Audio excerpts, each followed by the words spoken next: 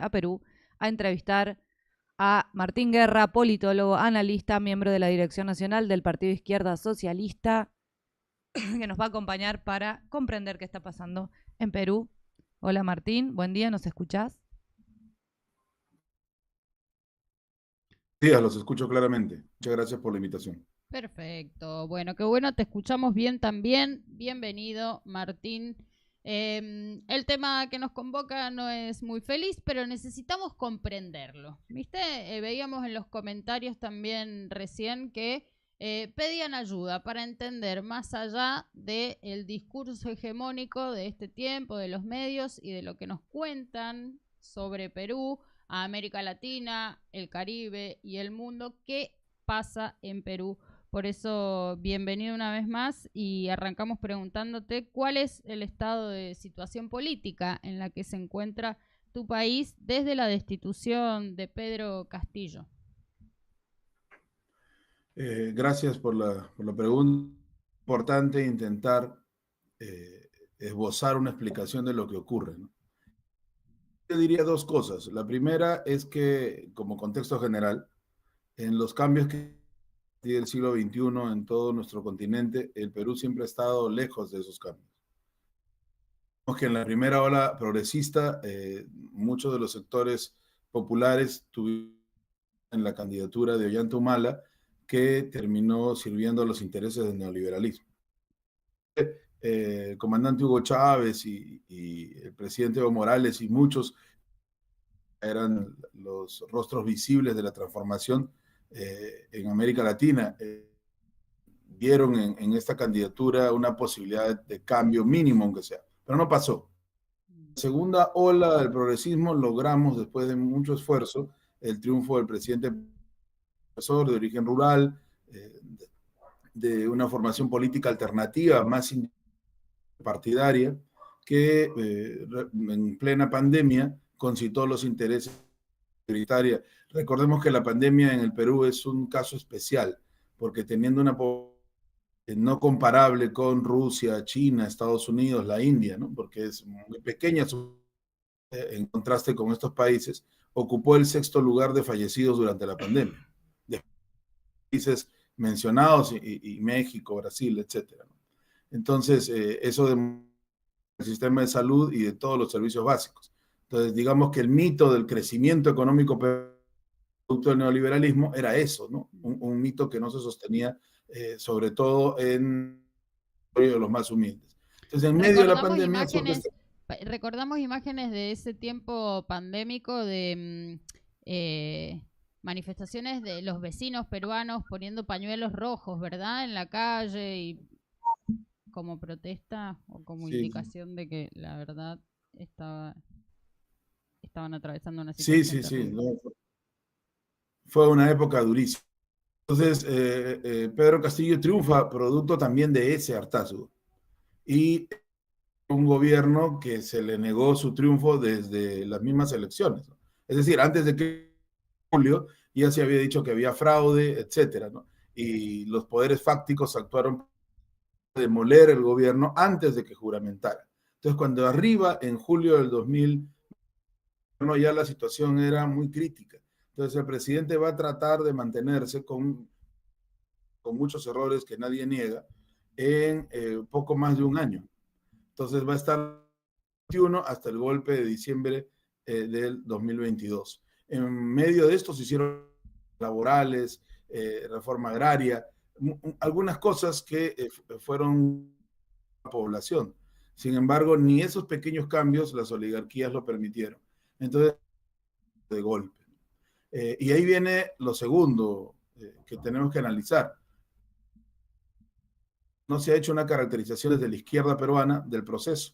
La izquierda peruana hasta ahora sigue entendiendo a Dina Boluarte como la continuidad del proceso legal de Pedro Castillo. Entonces, si no se tiene la fortaleza para señalar que es una dictadura, comparte poder entre el legislativo y el ejecutivo, y además con las fuerzas represivas, de 70 muertos, asesinados en las protestas, gente desarmada que recibió disparos por parte del cuerpo, hombres, mujeres y niños. Si no se entiende que esto es una dictadura, comprende cuál va a ser la salida del proceso. Y esta dictadura ha ido copando los espacios de poder con leyes que facilitan las mafias, así literalmente, liberan a los delincuentes, con leyes que son más duras con los trabajadores, los corruptos organizados al interior del Estado y fuera del Estado. Entonces, y es gravísimo. Hay, por un lado, un gran poder en el Perú como años. Hoy día en nuestro país se conmemora la batalla de Junín, que fue la que incluyó la posibilidad de la batalla definitiva contra el colonialismo español, que es la batalla de Ayacucho. Aquí fue muy difícil liberarse del poder colonial español. El Perú era el bastión de las oligarquías, que el Perú sigue siendo el bastión de las oligarquías en el sur, y es muy difícil para una propuesta de transformación que pueda cerrar este gobierno de facto que viene entregando los intereses de la patria al imperialismo. Buena recordación de la batalla de Junín.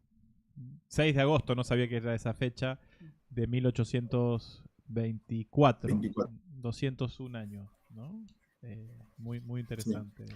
No, y excelente también poder poner tan claro sobre la mesa que se trata de un proceso destituyente, que se trata de un golpe. Además, no lo dijiste vos, digo con estas palabras, pero también de la implementación del lawfare contra Pedro Castillo y lo que representó en términos de victoria popular, la posibilidad que se abría con esa victoria después de tantísimos años de gobiernos neoliberales, ultraconservadores, reaccionarios, en definitiva gobiernos de la oligarquía peruana aliada a Norteamérica, aliada a distintos poderes cipayos, ¿no? Así es. Sí, posibilidad que se abrió y que no le permitieron ni un pequeño momento de transformación, ¿no? Pareciera que en el Perú se reúne la decisión de mantenerse. Y sí es cierto, se hizo este lawfare que curiosamente se daba en todo el continente, y hasta ahora no se le ha podido demostrar absolutamente nada al presidente Castillo, y el presidente Castillo firme en el juicio abusivo que se le está haciendo y totalmente ilegal, y se han hecho encuestas que ha hecho la derecha, no que haya hecho el pueblo. Últimas que ya no están haciendo porque les asustan los resultados. Para la mayoría de los peruanos, Pedro debería estar en el futuro político del país. Lo ven como candidato, lo ven como un actor político importante. Tan es así, Sol y demás compañeros, que cuando se da este llamado elecciones que hace Boluarte, siguiendo la legalidad, entre comillas, muchos de los sectores de izquierda que he criticado comienzan a hablar bien del presidente Castillo. O sea, ha habido un viraje, ¿no? Recordemos que en 2022 muchos sectores de izquierda, lamentablemente, señalan al presidente ilegítimo como un corrupto, es decir, se suman a la grita de la derecha. Bueno, ha cambiado y ahora están hablando de alianza con el presidente tiene que estar en electorales, etcétera, etcétera, ¿no? Esta forma de cambiar de visión es lo que tenemos que ir superando como izquierda política nacional. Una pregunta, Martín, ¿cómo está Pedro Castillo hoy, no? ¿Cuál es la situación, cuál es su situación, cómo está Helio? ¿Y qué significa además esta alianza que lanzan, ¿no? La creación de Juntos con el Pueblo, que estamos viendo por aquí. El presidente ha estado alejado, no puede ver ni a su familia desde que fue secuestrado en 2022. Recordemos que le aplican una vacancia presidencial sin la mayoría de los votos. No se discute la orden del día, se burla el procedimiento en el Congreso y además es detenido, se había votado. Es decir, se le detiene cuando tenía el fuero presidencial. Todo ilegal e ilegítimo. A partir de ahí, el presidente no puede comunicarse con su familia, con sus abogados, está restringido en casi todo lo que humanamente podría hacer, a comparación de otros expresidentes presos o detenidos o procesados. Están en el mejor de los mundos, por supuesto, con arresto domiciliario y otros beneficios. No, contra el presidente Castillo ha caído toda la fuerza de la dictadura y realmente logra sacar algunos manifiestos de su secuestro y siempre firme en defensa de su elección, de la elección de todos los peruanos, de la mayoría de los peruanos, y en contra de la dictadura. Él señala que ese es un juicio no legal. Sigue siendo el presidente de Perú y que debemos seguir trabajando contra estos poderes que continúan robando los dineros de todos los peruanos y el derecho de los peruanos. Las alianzas que se plantean electoralmente, ese es otro, compañeras, compañeros, el tema de las alianzas electorales. Una caracterización del gobierno.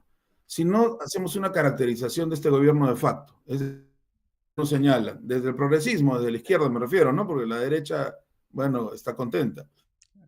Una caracterización, ¿es dictadura o no es dictadura? ¿Es un gobierno de facto o no es un gobierno de facto? Si no sabemos qué es, ¿cómo vamos a elecciones alegremente? Este gobierno que ha cooptado, que ha desarrollado sus vínculos con la corrupción, con las organizaciones criminales del país, que hay cifras, ustedes señalaron varias, pero hay, digamos, terribles, ¿no? Por ejemplo, en los lugares donde la población al gobierno de facto es donde ha aumentado la criminalidad. Eso nos lleva hay una alianza de facto entre las mafias y el gobierno. Explica que en lugares del interior del país donde la criminalidad era baja, en 2 años haya subido más que existía. Y Martín, esa criminalidad... Perdón, te vamos a interrumpir un segundito porque ¿sabes qué? No queremos perder el análisis. La verdad es que nos estás compartiendo información y reflexión muy importante, pero el audio medio que se entrecorta. No hemos dejado de entender, pero se entrecorta. Así que ahora te proponemos que apagues la cámara, vamos a poner una imagen tuya y probablemente así mejore el audio. ¿Te parece? Ahora, lo hice. Bueno, bárbaro, porque sí. A ver. Bien, ¿continúa? ¿No? Ustedes me indican. Sí, continúa. Sí, adelante. Sí. Mil disculpas por el internet, todo estaba bien, pero no sé qué... No te pido, suele suceder. Pasar, claro, Suele no pasar. es con vos, no es a vos nomás, nos pasa todo el tiempo. Te escuchamos, Martín. Gracias. Entonces, les decía que hay algunas cifras que preocupan los lugares donde hubo mayor manifestación, que es la región andina y la región del país. Ha aumentado la criminalidad. Entonces, nos preocupa mucho esta relación perversa entre Estado dictatorial y aumento de la criminalidad. Y no solo en Lima, que es la capital, se ha disparado, los secuestros. Todos los días, compañeras, compañeros, asesinan a los choferes públicos por no aceptar la presión de las bandas delincuenciales. Todos los días, ¿ah? No estoy exagerando. No es una cuestión de una vez cada 15 días, no. 2 choferes, 4 choferes, son gente humilde que tiene miedo ya de salir a trabajar y puesta del Estado porque pareciera que en el reino de la criminalidad ellos pueden existir más fácil. Entonces, tomando en cuenta estas consideraciones, uno se pregunta, ¿podrán existir limpias? Porque además han cambiado la ley electoral, han cambiado muchísimo la constitución, han modificado procedimientos electorales, ya no hay elecciones primarias, por ejemplo, que fue la democracia peruana. Entonces, ahí, frente a eso, vemos cómo se lanzan alianzas que cambian todos los días. Tenemos 43 candidatos presidentes. Traten de imaginar eso. Jamás había ocurrido en el Perú. Sí hemos tenido cerca de 20, pero nunca había ocurrido. Claro. La derecha está fragmentada, la izquierda está fragmentada, pero también, y eso faculta las alianzas contra natura, porque al verle el rechazo de la población, unirse de una y otra forma, sin mayor criterio político, sin programa político, llegar como sea, ¿no?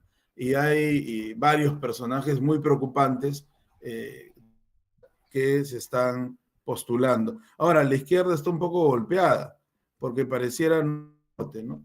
Y el presidente ha convocado una unidad, porque obviamente ha visto que la situación de los sectores progresistas, digamos, atomizada, y entonces ha planteado, pero más allá de alguien que está secuestrado y privado de su libertad, pensamos que es activando la que debería sentarse a tener una conversación más clara. Y eso pasa por señalar y caracterizar la situación que tenemos. La situación, ¿cómo vamos a plantear una alternativa de solución? Debería existir, deberíamos trabajar en la dictadura y que ese frente facultara un proceso electoral justo, pero no ir alegremente una semana convocando la dictadura con todo el tablero en contra y que puede terminar un proceso mucho más cruento que el que tenemos. Clarísimo, Martín. Clarísimo. Lamentamos ahí las dificultades técnicas. Puede pasar, nos pasa también aquí. Okay. Así que te agradecemos el análisis. Vamos a, por supuesto, pedirte prontamente conectarte, que nos hagas circular tus análisis porque nos parecieron muy, muy interesantes, muy asertivos. Así que te agradecemos este contacto con Nodal, por supuesto. Les agradezco. No, por favor, Los al contrario. inconvenientes. Sí, te esperamos, vamos a estar atentos, obviamente acabas de plantear un escenario que es complejo, pero que además tiene por delante una elección amañada. Ahí vamos a profundizar en una próxima entrevista con él. Bueno, ¿qué implican, no? Estos cambios en reglamentos electorales, cómo se plantea un escenario bastante sucio.